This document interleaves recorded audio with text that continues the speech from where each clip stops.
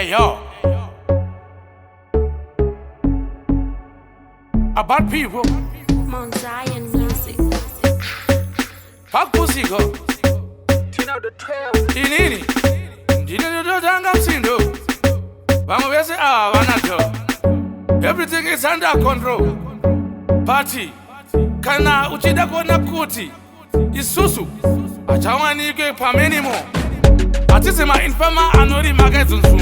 Tabenzu ngugane nyimo. Sori zvenima natirimo.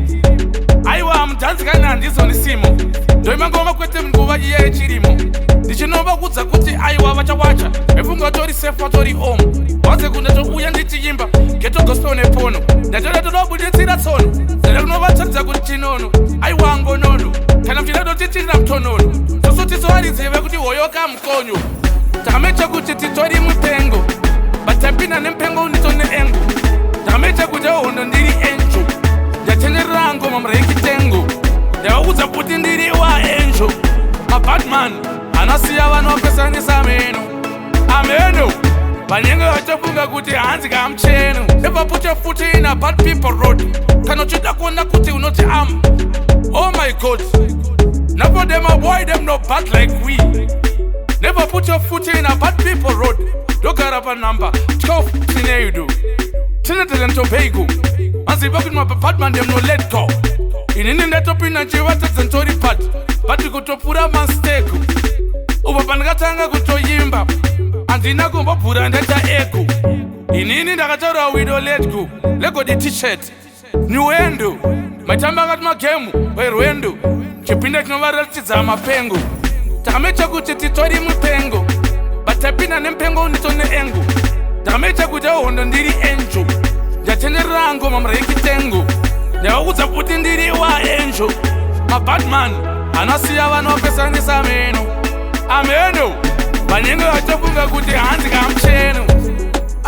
Isusu tapinda chiti aiwa kana resi. Vanonzi Mr. Run the place. Kufka kuchishikanda shut out. Or must get set. Fuck pussy go. Oh, write it fast and slow. Kana kuti highway low. Wapaka watambidza wo kick. Wapa blow. Musapinde 12 Trinaldo. Ikoko kunoparadzwa madinga kuti kunge Hurricane Tornado. Captain Tornado. Aiwa ami commando. Vanenge chiro hondo yemuwando. Vaudze kuti never run with the tribe. Better subscribe if your baby mama. Ngagare angori mucribe. Namecha kuti ndiri weku Mount Zion. Tribe. Subscriber.